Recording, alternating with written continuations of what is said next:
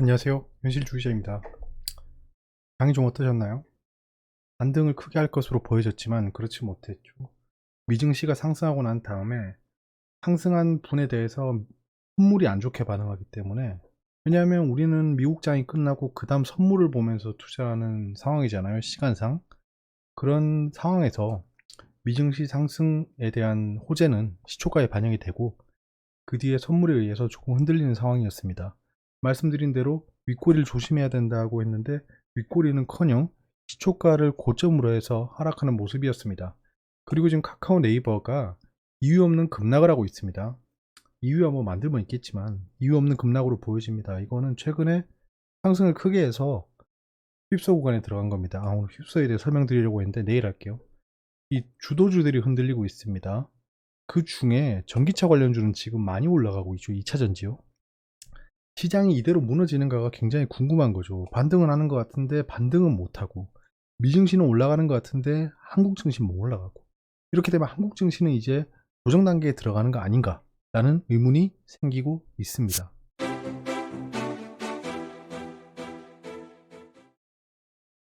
외신입니다. 넷플릭스의 전망치가 실망을 안겨주었다라는 겁니다. 좋습니다. 예. 예측치보다 별로 안 좋게 실적이 나왔다는 거죠. 넷플릭스는 코로나 수혜주 중에 하나입니다. 이제 코로나가 풀리기 시작하면 어쩔 수 없이 수익이 줄긴 하겠죠. 그거는 좀 감안해야 될 것 같습니다.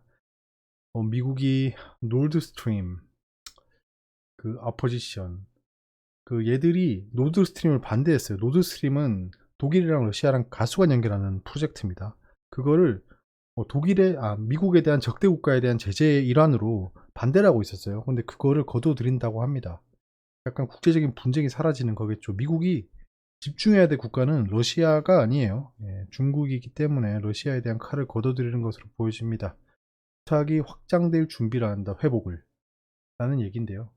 근데 여기 정말 단순하게 얘기해놨습니다. 상승한 이유가 뭐냐라고 했을 때 이 미제들이 하는 얘기가 buying the dip, 예, 하락에 사라. 예, 그런 얘기를 하고 있습니다. 스털링이라고 하면 영국 화폐입니다. 파운드화죠. 브렉시트 딜 이후에 지금 유럽이랑 국경에 대한 그 무역에 대한 협상을 하고 있습니다. 영국은 좀 구조가 좀 독특해요. 이거 설명만 해도 한 2시간 할 거예요, 아마. 그 상황에서 지금 무역에 대한 협상을 하고 있는데요. 지금 현재 별로 분위기 좋지 않아 보입니다. 이걸 보면. 오일이 쉐이크 오프. 근데 지금 오일이 스탁파일이라고 하죠. 재고량이 급등해서 분위기가 안 좋을 것 같지만 반등하고 있습니다. 그러면 다음에 재고량이 줄겠네. 정말 명확한 로직이죠. 그러니까 해석하고 싶은 대로 해석하는 겁니다. 근데 유가는 여기서 급등하기 어렵지 않을까 합니다. 저 유가 그때 마이너스 찍었을 때는 정말 자신 있게 말씀드렸잖아요. 예, 이거 100% 반등한다고. 기름 안 쓰고 살 수가 없다. 예, 그때 ETF 투자할 때 또 생각나네요. 내신입니다. 폭염 소방수로 원전 투입했지만 전력 공급 여전히 불안. 요 한 문장에 굉장히 많은 게 들어있어요. 올해는 폭염이 옵니다. 폭염 관련주가 반드시 조명받을 겁니다. 그래서 폭염 관련주 몇 개 들어가 있죠. 원전 투입했지만 원전의 사용률이 올라가고 있다는 거겠죠. 그럼 전기 관련주, 한국전력부터 시작해서 그 원전 투입에서 또 투영할 수 있는 게 원전 관련주도 좀 볼 수 있겠죠. 여러 가지 복합적인 얘기가 한 문장에 들어가 있는 겁니다. 전력 공급이 여전히 불안하다. 질주하는 메타버스주 템베거 대장주는 누구? 템베거라고 하면 10배입니다. 뭐 올라가고 있는 것들이 있죠. 저는 메타버스를 한 달 전부터 말씀드렸습니다. 지금 메타버스가 없으면 소외되죠. 전문가들은 메타버스 관련주가 단기간 급등했지만 전문가가 어디 있습니까? 향후에도 긍정적인 흐름을 보일 것으로 예상하고 있다. 그러세요? 메타버스가 이제 끝물이 왔나 봅니다. 저런 얘기를 하고 있는 걸 보면. 증권가 슈퍼게임이 급증, 연평균 투자 수익률은 12.8%. 생각보다 많이 못 벌었죠. 예. 올해는 좀 시장이 뜨뜨미지근해서 그렇습니다. 작년은 12.8% 훨씬 넘죠. 이런 뉴스가 나오고 있는 걸 보면, 자, 이걸 보면 무슨 생각이 드세요? 주식 투자 괜찮나 보다. 슈퍼개미 급증. 개인들 돈 많은 사람들이 주식에 투자하고 있는 걸 보니, 나도 좀 해봐야겠다. 이런 분위기가 계속 생기겠죠. 약간 그런 걸 기대할 수 있을 것 같습니다. 닷컴 버블보다 2배 잘 나간다. K-스타트업 전성시대라는 건데요. 이렇게 되면 M&A가 많이 발생하겠죠. 이런 뉴스가 나오고 있는 걸 보면 코로나가 발생했을 때 가장 핫한 이슈가 뭔지 아세요? 생각해보면 그겁니다. 잠깐만요. 예, 그겁니다. 코로나로 인해서 시총이 다 쪼그라들었어요. 그래서 현금이 많은 부자 기업들은 어떤 기업을 M&A 할까 이런 생각을 굉장히 많이 했습니다. 그때 당시 실제 그랬어요. MSCI 8월 정기 변경이 앞두고 있다는 소식이 들려오고 있습니다. 이제 가시권에 들어왔다는 거겠죠. SKT 주목하는 건 그냥 제끼고요. MSCI 8월 정기 변경을 앞두고 있다는 겁니다. 내용 한번 볼까요? 이순학 하나투자 증권연구원은 5G 가입자 비중이 확대됨에 따라 무선통신 사업에서 안정적인 매출 성장이 이루어지고 있고 5G 관련주 최근에 굉장히 안 좋죠. 뭐 지나간 얘기인데 5G 관련주를 여쭤보시는 분들이 굉장히 많았습니다. 여러분들 기억하시겠지만 저는 5G 관련주는 끝이라고 봅니다 라고 했어요. 저는 끝났다고 보고 있습니다. 지금도 변함없습니다. 6G까지 기다려야 될 것 같아요. 원유 재고 굉장히 많이 올라서 파란색으로 됐죠. 이번 주는 현재까지는 경제 지표가 별로 안 좋게 나오고 있습니다.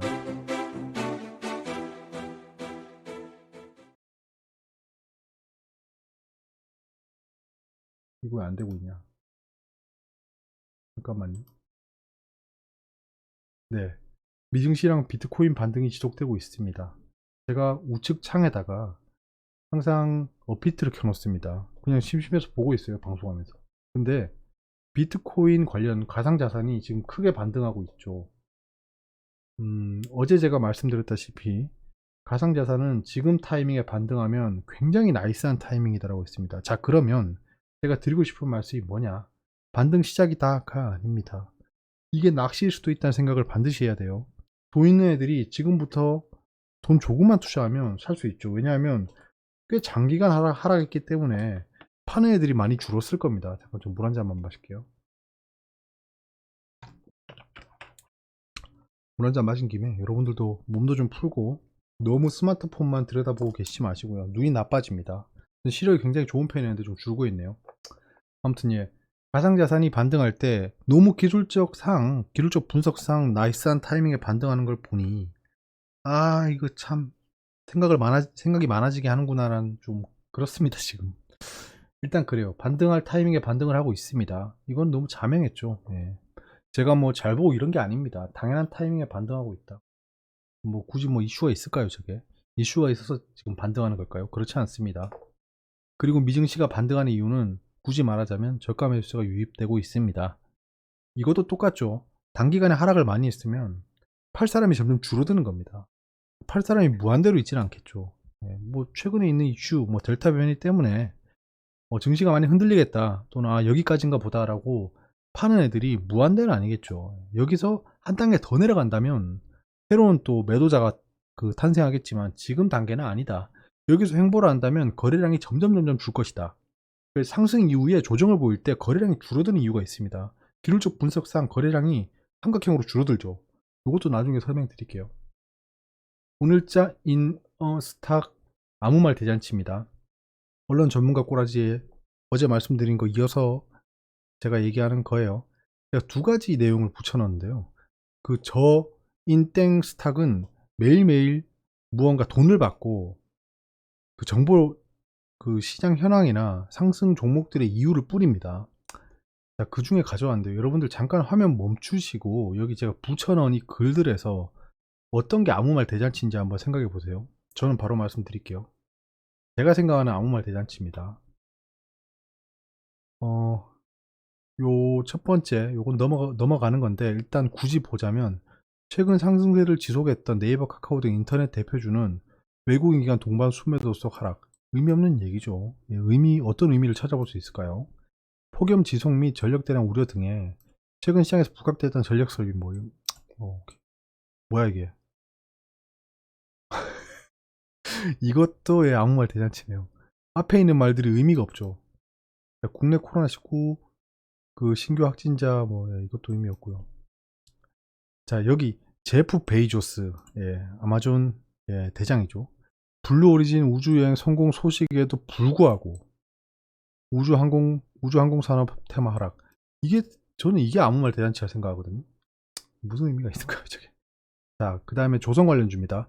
후판 가격이 급등하고 있는 점은 분명 부담 요인이지만 물동량이 늘고 있고, 얼마 전만 해도 후판 가격 급등으로 조선주 어렵다라고 얘기했습니다. 얘네. 상승하기 시작하니까 이딴 소리 하고 있습니다. 부담 요인이지만 상승하고 있다. 아니, 지금 수주 목표 87% 달성이 오늘 발생한 게 아닙니다. 네, 요렇습니다. 그러니까 읽어보면 그럴싸한데 꼼꼼히 따져보면 진짜 개소리랑 아무 말 대잔치라는 겁니다. 이거를 그냥 아무 생각 없이 보면 그럴싸해서 좋은 정보다 이런다니까요. 이런 걸 좀 꼼꼼히 따져볼 수 있어야 된다라는 생각이 듭니다. 옛날에 제가 말씀드렸던 겁니다. 한번 보세요. 이게 2019년인가 언제죠 제가 이거 했던 게 모르겠습니다. 아무튼 그때 제가 월화수목금 얘들이 얘기한 거를 붙여놨어요. 지금 다시 한번 보실게요. 그때 당시에는 안 하다 올 수 있습니다. 자, 5월 25일 월요일에 코스피랑 코스닥이 1% 가까이 하락했네요. 크게 하락했죠. 중국 전인대회가 개막한 가운데 미중 갈등 고조 속에 그 동반 수매도하면서 하락을 이끌었다 라고 하죠. 좋아요. 화요일날 하락한 거 이상으로 반등했어요. 그러니까 뭐라고 하죠? 홍콩을 둘러싼 미중 갈등 지속에도 불구하고, 예, 글로벌 경제 재개 기대감, 코로나19, 이거 2020년이네요. 백신 개발 기대감 지속 등이 증시 전반에 호재로 작용했다. 예, 외국인 기관이 동반 수매도를 보였으나, 예, 상승을 이끌었다. 여기 보시면 외국인과 기관 동반 수매도 하면서 지수 하락을 이끌었다. 여기는 외국인 기관이 동반 수매도를 보였으나, 그럼 이때는 개인이 수매수 안 했나요? 여기 똑같죠. 외국인과 기관이 동반 수매도 했지만 개인이 매수했는데 여기는 상승을 못 이끌었어요. 근데 여기는 상승하고 나니까 외국인 기관이 동반 수매도를 보였으나 상승을 이끌었다. 그 다음날 그 강보합 코스닥은 하락했어요. 홍콩 보안법을 두고 미중 갈등이 지속됐고 그래서 하락했다. 외국인 기관 수매수 유입에 그 다음날 또 강보합의 코스닥은 급락했죠. 되게 웃긴 장이었죠. 이거 지금 생각해 보니까 경제 전망치 하향 및 홍콩 국가보안법 전인대 표결 앞두고 경계감이 시장에 자 금요일 약 상승했죠. 예, 미중 갈등 속에 MSCI 리밸런싱을 앞두고 개인 순매수 등에 외국인 기관은 매도했겠죠. 코스피 지수는 강보합. 홍콩을 둘러싼 미중 갈등 지속에도 불구하고 외국인 순매수에 코스닥 지수는 사흘 만에 반등했다. 자, 이게 데일리 하루하루 보면 진짜 그럴싸한 얘기잖아요. 이런 아무 말 대잔치 하는 애들이 특징이 뭐냐면 되게 그럴싸한 단어를 씁니다. 그럴싸하고 듣기 좋은 단어들로 다 무장해서 여러분들한테 얘기하는 거예요. 근데 가만히 이게 나열해서 보면 진짜 정말 어이없지 않나요? 예. 그 미중 갈등이라는 아이템을 하나 두고 그날 현상에 맞춰서 설명하고 있어요. 미중 갈등이라는 아이템은 있는 겁니다. 있는 상황에서 그날 하락했으면 미중 갈등 때문에 떨어졌다. 미중 갈등은 아직 남아있어요. 근데 그날 상승했다. 미중 갈등에도 불구하고 상승했다 이래요. 자, 그 다음에 다시 하락하면 역시나 미중 갈등 때문에 하락했다. 근데 미중 갈등이 있고 시장이 상승했는데 시장이 하락했어요. 근데 외국인 기관이 매도를 했어요. 그러면 미중 갈등과 외국인 기관 매도로 하락했다. 근데 미중 갈등이 있고 시장이 상승했으면 미중 갈등에도 불구하고 외국인 기관 매도에도 불구하고 개인 매수가 상승을 이끌었다. 네, 대가를 받았으면 의미 있는 정보겠죠. 의미 있는 정보를 줘야겠죠. 대가를 받았으면. 이거 돈 받고 보는 정보잖아요. 얘들 이거 바꿨는지 모르겠어요. 이게 제가 작년 5월에 얘기했는데 이걸 봤는지 모르겠습니다. 그 사람들이. 혹시 거기 다니고 계신 분이 있으면 한번 얘기해 줘 보세요. 제가 말한 걸. 제 말이 틀린 게 있으면 한번 얘기해 줬으면 좋겠어요. 매일매일 정보를 찍어내는 게 힘든 건 저도 압니다. 저도 매일매일 영상을 올리고 있기 때문에 정보를 뽑아내는 거 어려운 거 아는데 그래도 너무 눈속임처럼 아무 말 대잔치를 하면 안 된다고 생각합니다. 저는. 이런 거는 진짜 좀 긍정적인 시선이나 잘 이해 못하는 사람이 들으면 진짜 그럴싸한 거예요. 저 맞는 말 한다. 뭐 문법이 있죠. 상승일 때 재료 ABC 이것 때문에 상승했다. 하락일 땐 재료 ABC 이것 때문에 하락했다. 계속 이러는 거죠. 이 시장의 반등 지금 하고 있는데요. 반등 확신하지 말고 진짜 악재가 왔을 때 대응할 수 있는 상황을 요구하고 있습니다. 지금. 도지코인 잘 가네. 시장이 진짜 하락한다면 지금 있는 이 델타 변이 이슈는 아닐 겁니다. 정말 아닐 겁니다. 다른 이슈가 올 거예요. 블랙스완이 올 겁니다. 근데 뭔지 모르겠어요, 아직. 원달러를 좀 주의해야 됩니다, 지금. 예, 1150원 돌파하면 좀 위험합니다. 지금 상황을 보면. 이거 주식 차트로 생각하면 지금 돌파한 상태에서 지지했죠. 쭉쭉 올라갈 수 있는 상황이 된 겁니다. 카카오 네이버가 급락했습니다. 카카오페이 상장 일정 연기요. 바로 카카오페이 상장 일정 연기는 어제 미리 알았죠. 외국인 기관이. 인터넷 대장주인 카카오와 네이버가 급락했다. 카카오는 뭐 5% 넘게 떨어졌었죠. 네이버는 3% 가까이 떨어졌어요. 네이버는 그냥 백지 그냥 잘 가다가 카카오 떨어지니까 같이 떨어진 모양새입니다. 현재 그래요. 자, 제 카카오가 스탑로스에 걸렸습니다. 지금 제가 그거 나왔었잖아요. 네, 정확히 여기를 하방 돌파했을 때 스탑로스가 걸렸습니다. 2% 정도 스탑로스 시켰어요. 제 비중이 엄청 컸습니다. 엄청 컸기 때문에 2% 이상을 감내하면 안 됐습니다. 팔고 지금 다시 바닥을 잡고 조금씩 다시 재매수하려고 합니다. 판 거 뭐 그대로 사진 않았고요. 일단 다시 분할 매수를 시작하려고요. 지금부터 더 떨어질 수 있습니다. 지금 보시면 긴 음봉이 발생하면서 거래량이 터졌죠. 그러니까 여기서 바로 반등할 수도 있겠지만 그렇지 못할 경우에 여기 장기 이동 평균선 61선 밑에 여기서 약간 이렇게 될 수 있어요. 요거를 생각해야 됩니다. 제가 오늘 1차로 다시 산 거는 급반등했을 때를 생각하고 산 거죠. 생각해보면 진짜 여기 매도 구간 많았는데 제가 팔궁리하고 있다라고 한 게 이때였습니다. 기억나시죠? 근데 그 뒤로 계속 떨어져서 조금 애매했어요, 팔기가. 근데 그때 파는 게 맞았네요. 지금 생각해보면 복귀해보면 그렇습니다. 똑같은 실수는 다시 하지 않겠습니다. 이게 역시 탐욕이 몸을 휘감으면 이렇게 매매의 실수가 나옵니다. 저는 말씀드렸듯이 여기서 매도할 생각이었는데 전고점까지 생각도 안 했어요. 가면 좋겠다 정도였는데 이런 페일러를 보고도 가지고 있었던 게 패착이었습니다. 이게 단기 스윙을 실패한 사례입니다. 그래서 그냥 말씀드리는 거예요. 카카오는 디데이가 존재합니다. 지금 카카오페이랑 카카오뱅크가 있죠. 지속적으로 변동성이 클 겁니다. 이거는 어쩔 수 없는 거예요. 고점 부근이고 뭐 역사적 고점이란 말은 아닙니다. 지금 현재 고점 영역이고 디데이가 있습니다. 카카오페이 상장, 카카오뱅크 상장 이런 게 있기 때문에 거래량이 터질 수밖에 없겠죠. 제가 이거를 예전에 SK바이오팜이랑 SK바이오사이언스를 상장했던 그 지주회사 SK를 좀 분석하면서 대칭해서 좀 보려고 했는데 아직도 못하고 있네요. 지난 주말에 하려고 했는데 못했습니다. 일단 카카오는 하락 트리거가 열렸으니까 막 계속 매수하면서 따라가는 것보다는 하방 경직성을 좀 확인해도 늦지 않습니다. 반등은 굉장히 빠를 거예요. 반등은 굉장히 빠를 거지만 너무 막 바닥을 잡으려다가 실수할 수 있습니다.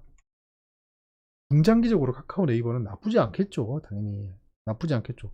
지금 현재는 저점 보유자 외에는 단기 투자가 효율적이라고 저는 판단하고 있습니다. 저는 카카오 네이버를 진짜 2019년에 체질이 바뀌는 기업이라 좋을 것 같다고 의견을 드렸었어요. 매수가 동반됐다면 정말 모양이 살았겠지만 그러진 못했어요. 근데 제가 지금 한국조선해양 뭐 이런 것들은 현대위아 이런 거 그냥 제가 뭐 어깨 힘 넣고 얘기하잖아요. 전 뭐라고 했냐 그러면서 딱 이 네이버 카카오가 딱 그 각이었는데 좀 아쉽긴 하죠. 디데이와 한동안 행복하겠죠. 한국조선해양이 반등 시작했죠.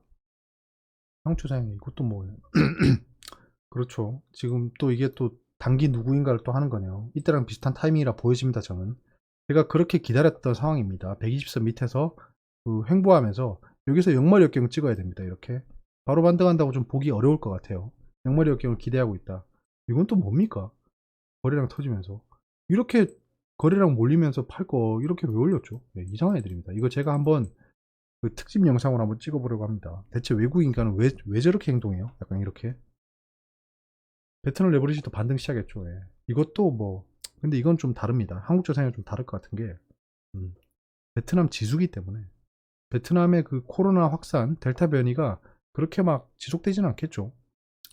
네이처셀에 대해서 이거 제가 다른 계좌에 진짜 한 종목 가지고 있는 계좌가 있습니다. 제가 그 투자 대회 나가려고 개설한 계좌인데 안 하고 있다가 한 종목을 사서 가지고 있었어요. 근데 제가 이 네이처셀을 왜 말씀드리냐면 제가 말씀드리지 않으면 뭔가 불안하신 것 같아요. 그러지 않으셨으면 좋겠는데 뭐 제가 가지고 있다고 해서 그게 뭐 무지개 보호막이 아닙니다. 뭐 보시면 알겠지만 저 뭐 얼마 안 샀어요. 만 원일 때 샀죠. 만 원일 때 샀고 239주입니다. 저 그때 200만 원짜리 대회 들어가려고 넣은 돈이에요. 여기 200만 원짜리 그 투자 대회 나가려고 넣은 돈인데 샀어요. 사서 100%죠. 예, 비중 100%죠. 지금 253%죠. 근데 저희가 언제 팔아도 이상할 게 없습니다. 예, 그래서 제가 뭐 갑자기 팔았다라고 할 수도 있어요. 그러니까 제가 이렇게 뭐 보여드린 게 좀 이유가 없을 수도 의미가 없을 수도 있습니다. 말이 좀 꼬이네요. 예, 이게 왜냐하면 좀 불만을 제기하신 분이 있어요. 예, 왜 네이처셀에 대해서 얘기를 안 해주냐. 그 여러분이 계십니다. 그 유튜브 댓글에 남겨주신 분 얘기는 아니에요. 메일로 보냈습니다. 그 메일로 보내가지고 쪽지도 계속 보내시더라고요. 아니 왜 네이처셀 공개 안 하냐? 네이처셀은 딴 거는 뭐 다 공개하면서 뭐 네이처셀을 왜 공개 안 하냐? 어? 뭐 꿍꿍이가 있는 거 아니냐? 이렇게 예, 그렇습니다. 아무튼 가지고 있습니다. 예, 뭐 지금 현재 딱히 팔 이유가 없죠. 네이처셀이 대체 어떤 이유로 어떤 고급 정보가 그들에게 들어갔는지 모르겠지만 이렇게 상승하고 있어서 뉴스를 좀 기다려보고 있어요. 어떤 뉴스가 나올까? 그 상승 피날레가 발생하는 걸 확인하고 들어갈 겁니다. 나갈 겁니다. 시장은 지속 상승 가능하다. 저렇게 소액을 사고 있으면 진짜 소액이잖아요. 소액을 가지고 있으면 흔들릴 이유가 없는 거죠. 그래서 포트폴리오를 굉장히 많이 가져가는 것도 나쁘지 않다는 겁니다. 그러면 비용이 크지 않기 때문에 흔들리지 않을 수 있죠. 예. 단기간 급등락에. 네이처셀도 단기간 급등락 얼마나 많았습니까? 지금의 신고가 때리고 있지만 저게 뭐 만약에 좀 비중 어느 정도 들어갔다, 뭐 적당히 한 1억 정도 들어갔다라고 하면 장난 아니겠죠, 진짜. 아니 뭐 저렇게 22% 오르는 종목이 하루에 22% 빠지지 말란 법 없잖아요. 22% 빠지면 2,200만 원 날아가는 겁니다. 그런 거를 어떻게 버틸 수 있을까요? 예. 그러니까 너무 우량주나 대형주가 아닌데 막 1억씩 들어가고 이러면 안 된다는 겁니다. 단기, 중기, 장기 이제 메타버스를 이거 슬슬 빼야 될 것 같아요. 예. 메타버스 처음에 말씀드릴 때는 그래도 불이 좀 붙기 전이었습니다. 근데 최근에 불 붙어가지고 이러면 제가 단기 급등주를 맨날 유행을 쫓아가는 것처럼 보일 수 있기 때문에 조심스럽습니다. 근데 메타버스는 제가 말씀드린 지 오래됐죠. 예전에 AI 할 때도 말씀드렸고 뭐 변함은 없고요. 오늘 코인팜 좀 추가 메시지 있습니다.